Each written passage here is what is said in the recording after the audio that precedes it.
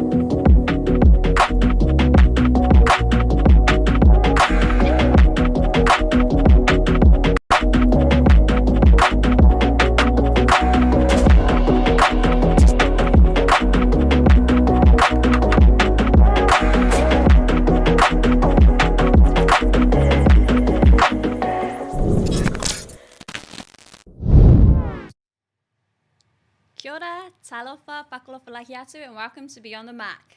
Today we have our lovely guest Leigh Ashton, who will introduce herself shortly. But as what we normally do, we'll run through, I'll give you a little bit of intro. So basically Beyond the Mark is a sports blog I created a couple of years ago. It tries to focus on athletes and administrators' personal stories on top of their sporting success. And I'm still doing it in a passion project on the side because I actually work full-time at the Locker Room, which is Newsroom's dedicated section for women in sport. So I've been very fortunate to be able to do both. So with that, I'm going to throw it over to Leigh to introduce herself and tell the audience a little bit more about who you are. Thanks, Ash. Leigh Ashton, working mum, former competitive high school athlete who's oriented my career really fortunately in the sports industry and focusing on young people. So grimace to say coming up about 15 years now since graduating a sport and recreation degree at Auckland University of Technology and was really fortunate as a young person, just hungry to learn and contribute and help to get my first job at the Millennium Institute of Sport and Health. So what a grounding for a recent grad in terms of the environment and the culture.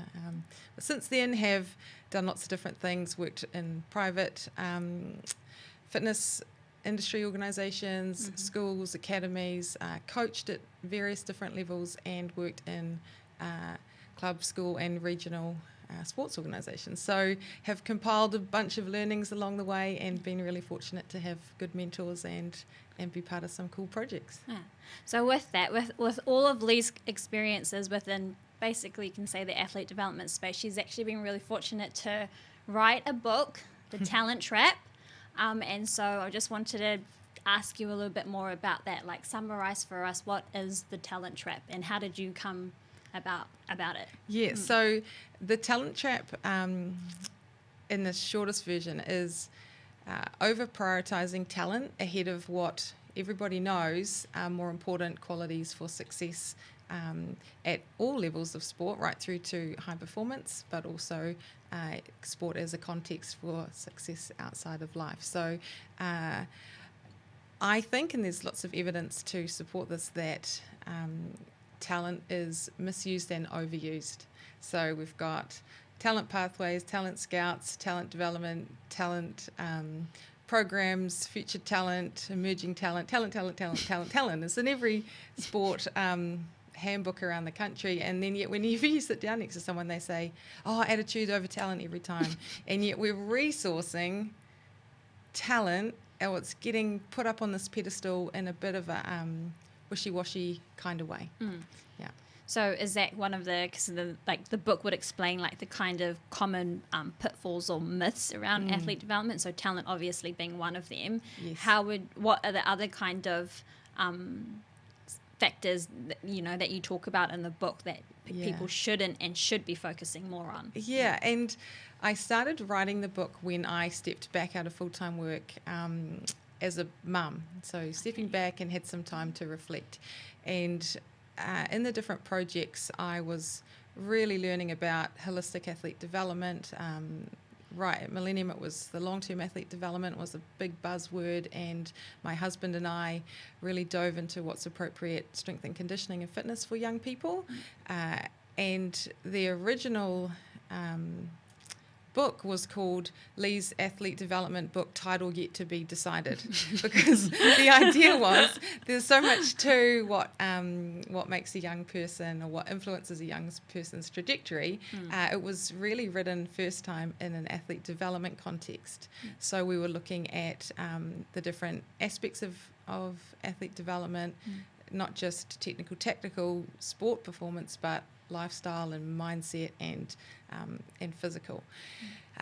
Looking at pathways, terminology around elite, loading, and talent ID and selection, and all of these issues that were cropping up with early deselection and early talent ID. And it took me a few goes to write the book because it came in ebbs and swells, where I would write a whole lot and brain dump and tidy it up, and there was chapters around what we're doing well, what we could probably do a bit better, and some solutions oriented content in there as well, with loads of stories from real situations, sitting in a director of sports office and how that conversation shook down, working with a group of 20 athletes about what pressure means to them, working with 13-year-olds in tears because they can't cope with the loading, and how we navigated through that. So it's just full of stories, and it was when we needed to find a title for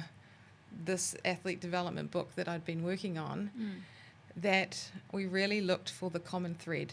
So what is the common thread that's helping and hindering and disrupting and challenging people?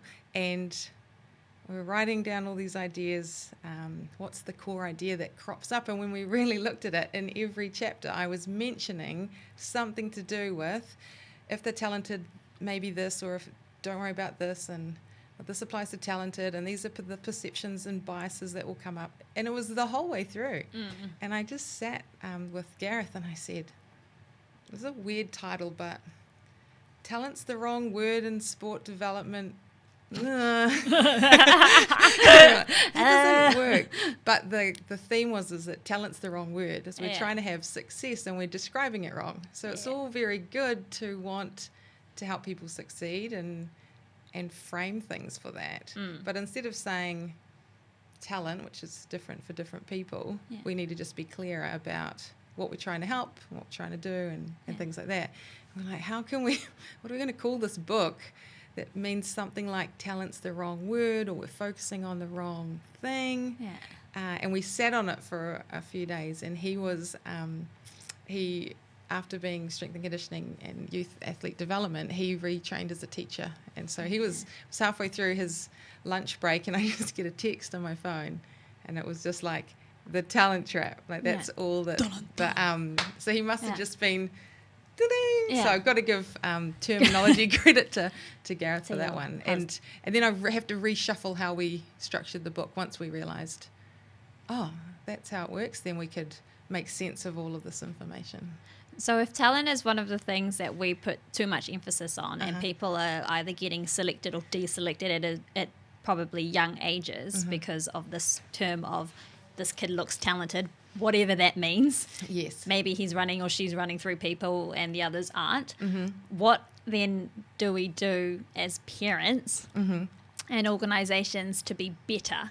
Like if that's what we know is probably the wrong kind of stuff that we're holding up, what are the stuff that we do need to focus on to make sure that our kids are going in a good trajectory either way?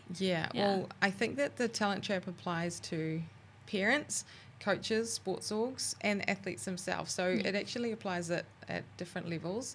So for athletes, it's about identity and somebody telling me that I'm talented at this and that I should be doing this, this, and this. It's suddenly it's easy to attach an identity to, well, I'm a role. It's easy enough to attach an identity to one sport for starters, but then, I'm a competitive rower, or I'm a netballer, and I'm a football player, whatever it is, and then you start feeling obliged to do what all these other well-meaning, usually, people are saying, to reach your potential, you need to do this.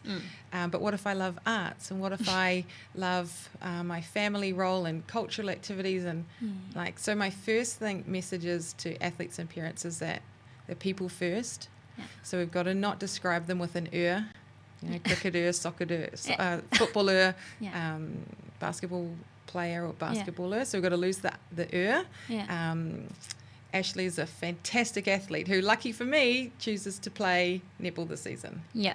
But she's a person in her own right, and I think we lose that sometimes when we put people on selection lists and talent ID lists, and we assume that if they don't come to the party, then they're lazy or uncommitted, or they might just have other fun stuff to do. Yeah. So that's my first thing is identity, and being careful of how much we latch identity onto what we're doing at that moment. And there's lots of stories and information coming out of how difficult exit points are for athletes. Anywhere along that journey, like in a high school injury, sidelines a young person, oh my gosh, what do I do now? Everything was invested in that. Right through to at the end of a lengthy professional career, and identity being tangled up in that, rather than I'm an awesome person who did that for a while, but I know my skills are transferable. So that's the first thing. With that then, if we know that that's probably important, and we should be encouraging identity without attaching it to a sport, how do you personally practice that with your own kids? So if that's like a common thing where we've actually, as a society, we've put quite a lot of emphasis on that, trying to take it away with their whole identity factor, what do you do? Well, my kids are still only 6 and 8, so although there's probably plenty of 6 and 8 year olds around who are already and I hear the language even in the school environment of she's going to be a water polo player because she's so tall in her long arms. She's only 7. She hasn't even done a growth spurt yet. And so first thing I think we should be we need to let go of our egos for being excited to predict stuff, because that's part of it. I called it. I told you she was going to be a super elite athlete. Totally. And then I think just for me with my kids at the moment, as they're starting to get into sport, I'm just hammering the values and character stuff. And celebrating their intention and the way they go about things, rather than the certificates or the medals or the trophies that are outcome based.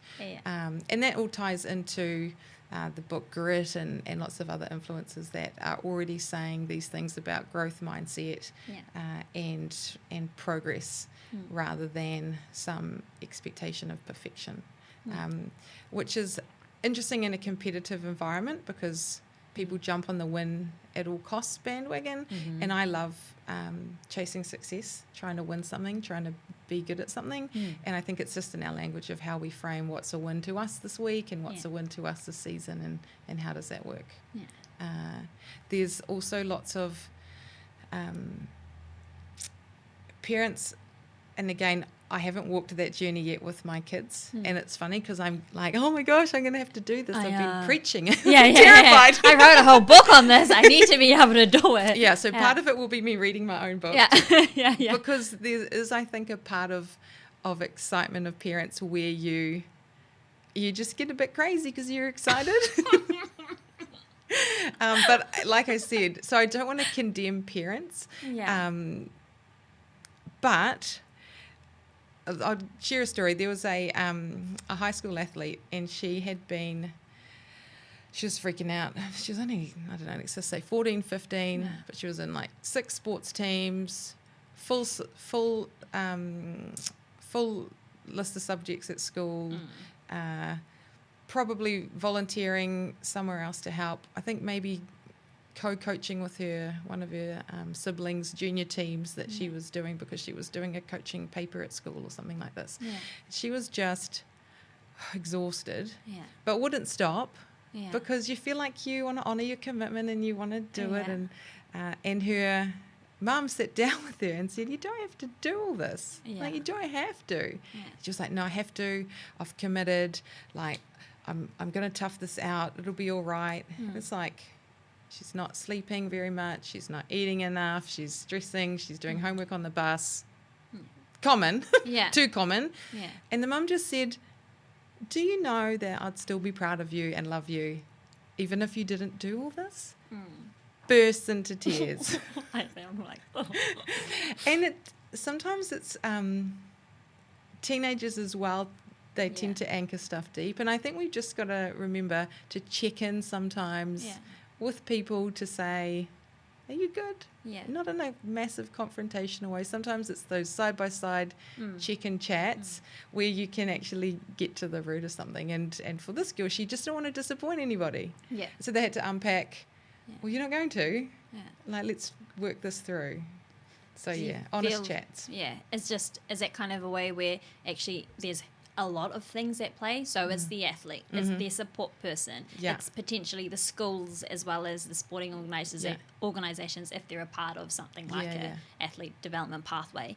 Just all kind of being, am I thinking that it's all being on the same kind of page? Kind of. And I think, and again, I'm not a parenting expert and I'm not a psychology expert. So sometimes I would say read up. And as my kids go into different stages, I'll be reading up about things to help, because often as parents we put pressure on ourselves that we should know all the answers.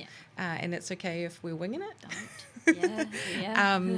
So, but some good anchor points is that there's a massive body of evidence and growing body of evidence that shows most sports are late specialisation sports, and we should be doing multiple activities as long as we can into the late teens. So that's something I'll be advocating with my children for sure, is to do lots of different things and different types of sports. So not all ball sports, bit of swimming, bit of gymnastics, some athletics, and then some oval ball, round ball, something with a racket. If we can fit that in over time, then that's a win, because then they've got choices and they've got options.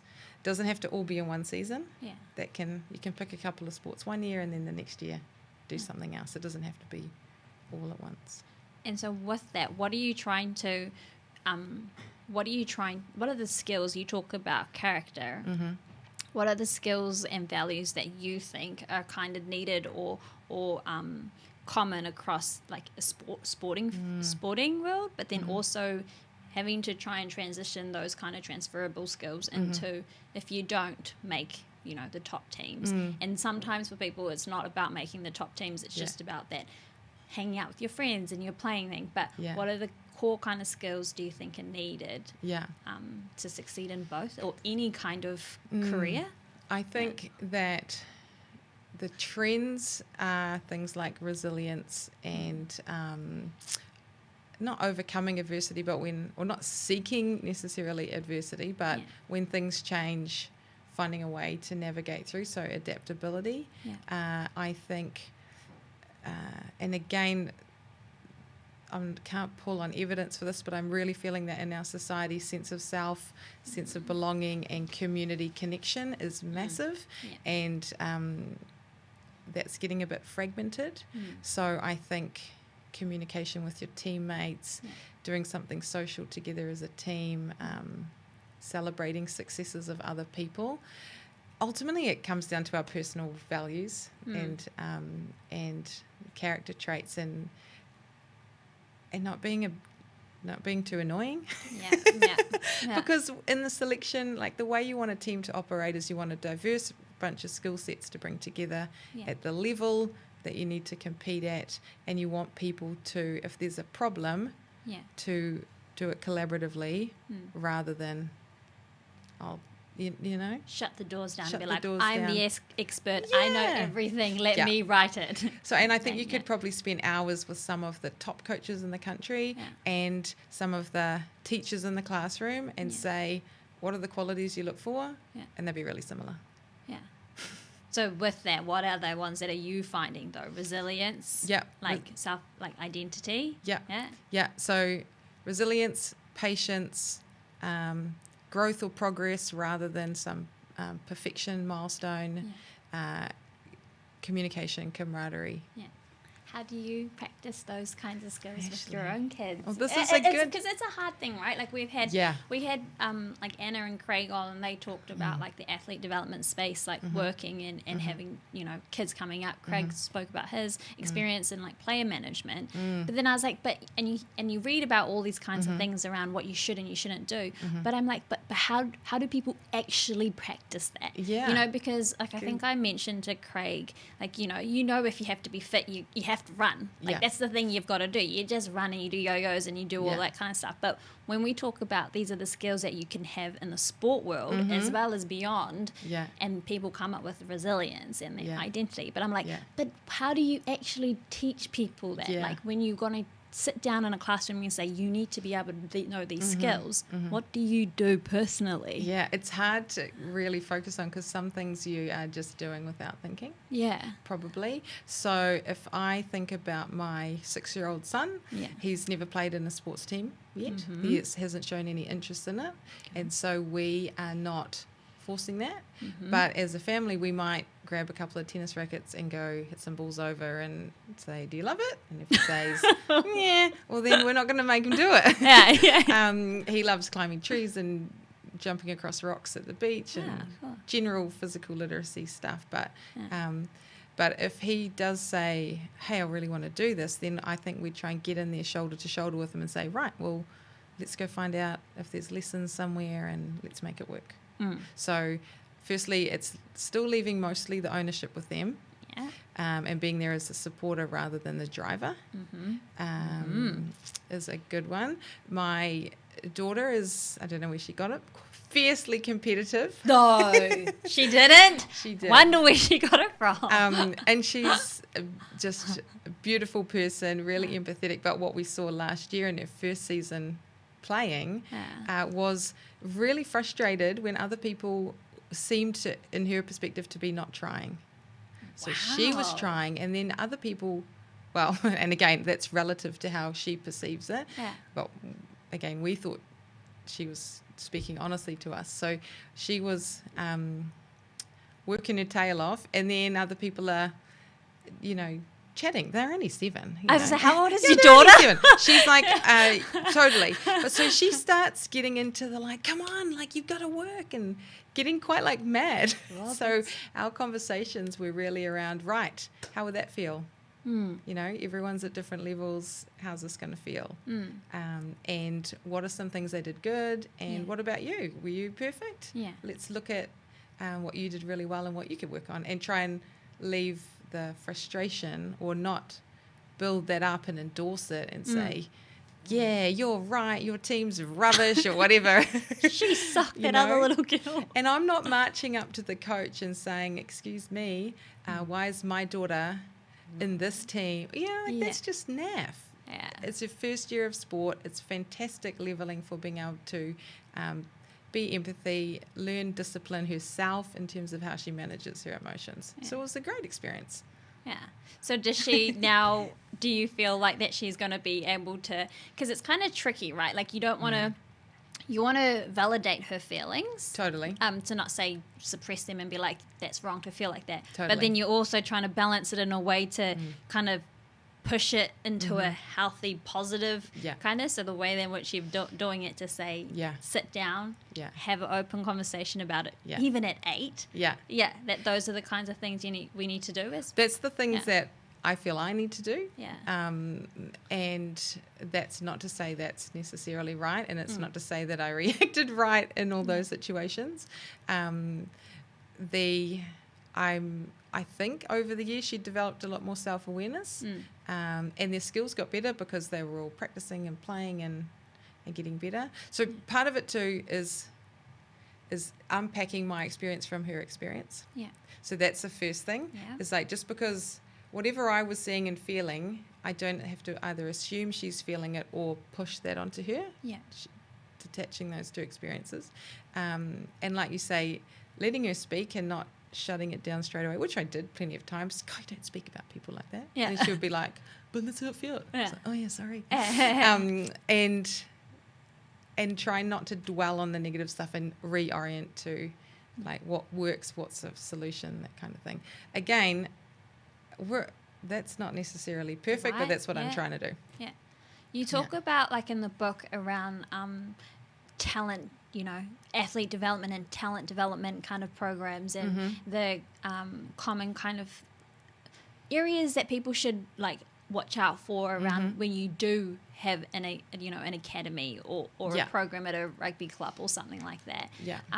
What are you, just like summarizing? Yeah. What are the kind of things that you were trying to hope by putting that in that kind of content in the book that people would get from?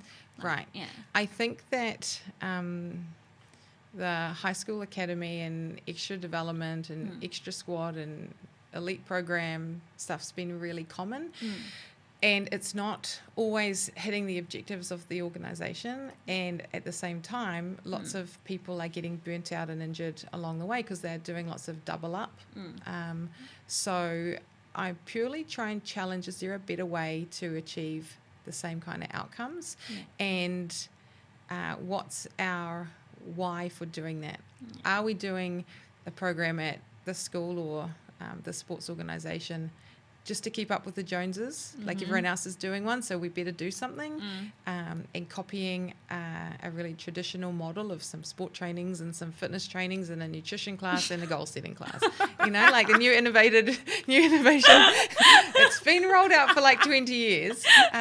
It's new. Sometimes that's relevant. If the kids don't have access to technical coaching, then adding technical coaching might be really useful. If they are really unfit in your community and they don't have access to anything else, well, then that's probably relevant. But we can't assume it's relevant and just by copying what other people are doing. So I kind of unpack that most of the talent programs that are in place are based on talent ID. Yeah. So we're sitting around having a coffee and we think we want our senior teams to be successful in about 4 or 5 years' time, or we want our year 13 teams to be successful, if sometimes it's that kind of focus, or on the adult stage, or they might say we want to give kids now the best chance of making it.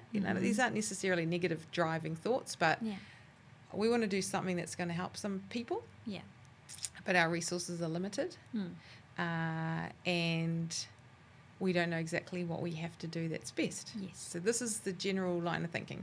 And so usually they say, well, let's focus in on the people who we think are either the best now or the talented ones who are most likely to make it. That's all usually part of the conversation. Who is it?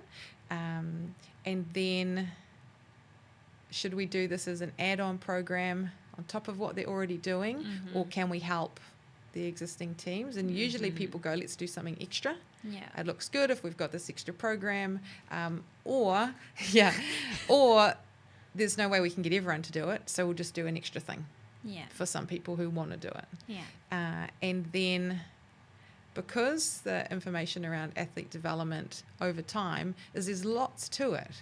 So like we were saying before, technical, tactical, physical, mindset, lifestyle, sleep hours, hydration, just general health. Most of the information about athlete development is multifaceted over many years, helps an athlete to be good, right? You can't just be good at one thing or the wheels will come off. So there's lots to it. And so when they're sitting around, they go, well, let's talent ID some people. We'll do an extra program for this many weeks and we'll try and be as broad as possible. But then what that happens is, firstly, talent's like super unreliable in terms of who's going to be successful anyway.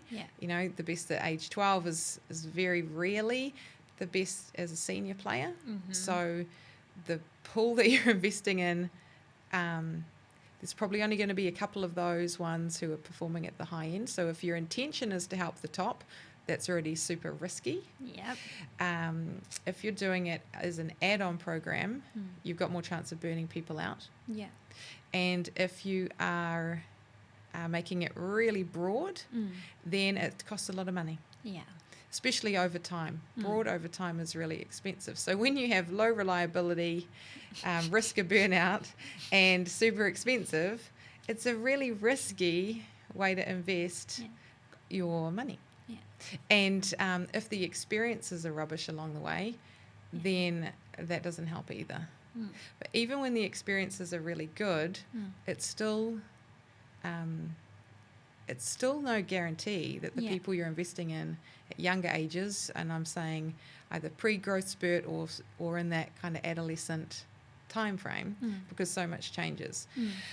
But there's some really good examples worldwide of big professional organizations doing this really well. Yeah. And I think as amateur organizations, we have to realize it's a different framework. Yeah. So for a massive international professional organization, whether it's a club or national program, investing loads of money over time with only one or two athletes actually coming out the other end might still be a bargain rather than transfer fees, agent fees of having to bring someone in. So the risk is more justified if you're saving money or saving lives or creating a global impact, even if there's only a few people kind of waving the flag at the other end. Yeah. But in amateur sport, firstly, we don't have the savings at that end to justify the spend. Yeah. And most of our motives are quite community oriented. Yeah. And we want more people to have good experiences. So when we copy and paste that model, then we're frustrated because everyone keeps dropping out and there's only a couple of people who made it, and we track back the national athletes and only 3 of them played our sport before they were 17. It's really demoralizing, and we can't work out why it's not working. Yeah. So on that point then, so if you're saying that actually we can't you can't cut a model and just put it in, you basically, you know, if you're advising, one, buy the Talent Trap and read it. Yeah. So if you needed to summarize it and you are a sporting org or you are someone that is potentially wanting to create a program like that, be really clear about your objectives and include people that you know are going to be on that program to kind of help and create really good experiences. And the way that you measure success, so if you are the ones that are the amateur organizations, if you are wanting to get them through, you know, more people up here or thing, actually be really clear about what you're doing in the lead up to it. Totally. Is that what you're basically saying is the stuff that you want to implement, is it actually aligning to what you've said that you want to achieve? Yes. And if it isn't, kind of step back and have a little look. Yeah, and either of those 3 kind of variables in the even just changing one will make a shift. So if you still want to either tell an idea or select a smaller group, then you can, instead of trying to be really broad, be more specific to what their needs are. Yeah. So it might be cooking classes, or it might be some kind of athlete life, balance support, mentorship, something that's more targeted to what their actual needs are rather than assuming all teenagers need the same thing. Or if you still want it to be broad, instead of doing an add-on program, can we layer this into something that already exists? Yeah. Can we run some activities aligned with the competition format that everyone comes to? Or can we work with all of the coaches of the teams in our area and see if there's a ripple effect that we can cause out in those existing structures rather than doing something on top? So or another way to wiggle it is if you really loved doing something add-on, then maybe you just make it open entry, and then you lose the reliability challenge. Yeah. So you can play with those variables. I think as a rule, understanding why you're feeling compelled to do something is important. You know, we need this program. Well, why? You know, and sometimes just working that out helps you go, and the path gets clearer. And as you said, using the people involved, making sure that they contribute. And you can do, I've seen whiteboard sessions done with all these important areas of athlete development just up on the whiteboard, and everyone kind of calls out, we're really strong there, we're really weak there, we're really strong there, we're really weak there. And then, well, what's already catered for, cross out what's catered for, and then there's 6 things left on the board. You put circles around them and go, right, let's do that. Not feeling like we have to do everything. And there's so much overlap happening already, especially in the secondary school sports space. With all your experience in having written the book and now going into organisations and clubs where you're actually helping them, implement what you've written, do you feel like there's a shift that people are kind of getting it now, or do you think we're still in the same kind of I feel like there's a shift, and I think it's happening without me having written a little useful, very useful, but written The Talent Trap. I think generally people, there's more information around in terms of what's working and what's not. Sport New Zealand has just released a big Balance is Better campaign, which is really kind of hammering the development space and how we need to be understanding what's impacting people's participation in sport, but also their success in sport. And I think that the messages that I'm sending reinforce that, but then tackle the question of, well, what about the good ones? Well, we don't have to, we can put things in place to help the good ones without pulling the rug out on our development intentions. So I think there's more conversations happening just because, and this is not new, people have been banging their heads about burnout and youth injuries and not enough funding and entitlement of athletes because they've been told they're so awesome since they're 10.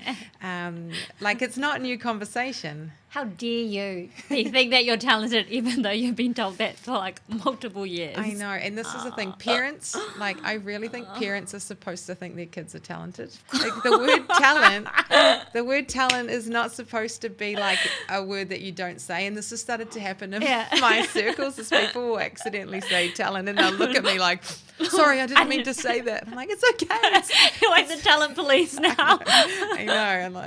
I'm so families should celebrate their whānau members' talents. And I think as sports organisations, we need to just remind them that's awesome. But to be successful, this is really important. And then, because if we keep saying talent is so amazing, and then later on we're really frustrated about parent sideline behaviour and the way the athletes are carrying themselves because they keep getting picked even though they don't do the expectations that are put on the whole group and things like that. It's not new. It's just that we've been trying to copy a model that doesn't really work across the board. So where to from here now? What do you want? Now that you've written The Talent Trap, where are you off to now? What do you want from it, and where do you want to go? The funny thing is I don't know. So the reason I wrote the book was firstly because I was disconnected from sport, and then when I would catch up with somebody and they would say the same things that keep happening, I'd be like, oh well, and I'd offer some just friendly advice, and a couple of people said, you should write this down, write a book about this. And I was like, no, the information's out there, you've got to look for it. And then, but most of the information at that point was in either literature or really high performance aspirational stuff that wasn't connecting with everyday mums, dads and coaches. And so when I wrote it, I honestly had no expectation for that many people to read it, except just the people that I was just working with to help.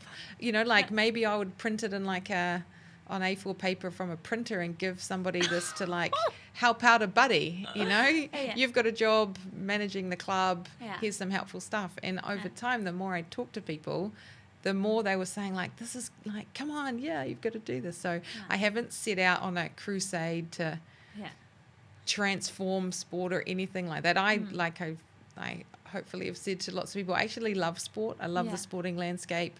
I just hope that if there's some useful information that can help us do things smarter and avoid, or the deeper you get in, the more damage you realise is happening when we are overloading and putting these massive expectations on teenagers. So that's kind of contradicted myself, but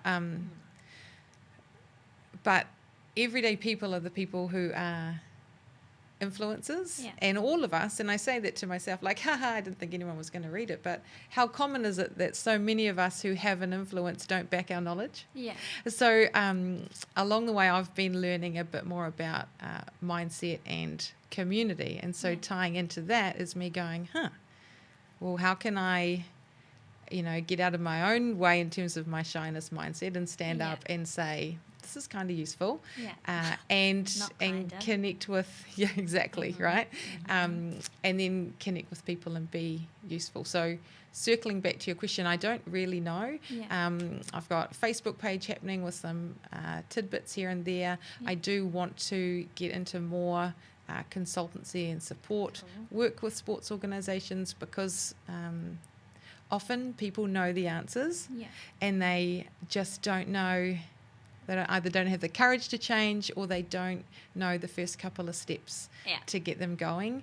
So as I've got into it more, I'm growing more and more enthused by it. And I also just want to role model. It's really big in terms of my value set, is like walking your talk. And so if I'm kind of advocating that people stand up in a committee meeting and say, you know what, this is not working, then I'm committed to doing the same thing. So tell people then, like, where you got. So I know you've got Talent Trap is online at the moment, PDF form, but you can also get a hard copy soon. Yes. So we so PDF and on Kindle. So all the Kindle platforms, Kindle.com, Amazon Kindle, but the AU version, the UK version, and so all of those platforms, it's on there. And if you want PDF, then that's available too. And the links to that are on facebook.com/the Talent Trap. So we'll pop the link into the comments or the notes when this is loaded. And that's at the moment the main source for all the information. And we've got a print version coming hopefully end of April, and the information on how to purchase that will be on the website page, on the Facebook page as well. Cool. Thank you for coming in to join us. Is there anything else that you would like to share, or that I've maybe missed that you were wanting to get out? Not necessarily, because there's layers. There's like I said, what I now understand to be the talent trap affects athletes, it affects parents, it affects coaches, and it affects sports orgs. So we've probably talked a lot about sports orgs, and we've probably talked a lot about athletes' parents. And I guess for coaches, the thing that pulls them off is feeling like they need to do something really different for the talented players, or their kind of coaching philosophy gets pulled offline with the expectations of teams and expectations of organisations. So I guess it's for coaches is just to remember they're people first. Like, athletes are people. Talented athletes are athletes, and athletes are people, and to really focus on globally, I think quality coaching, quality experiences are the kind of linchpins or cornerstones or foundations for athlete development across the board, because if they've got coaches who care and have a skill set to match the level they're working with, and if they're getting quality experiences, then they're going to stay in the game for longer. And ultimately, you can't succeed as an adult if you're not playing. So there you go. All athletes, supporters as well. We did touch on athletes, what they need to do for skill-wise. But if you have anything else or any questions for Leigh, go onto her Facebook page, The Talent Trap, and flick her an email or flick her a message, because like she's saying, it's actually quite a, it's such a big beast when you think about it, and there's a lot of layers to it. So if you're ever feeling like you just want to, hey, we've got this program or we've got something, maybe I should go and see someone, definitely look at the Talent Trap and have a look at what Leigh's doing. So with that, we'll just wrap it up, and thank you everyone for watching. Cool. Awesome. Was that all right?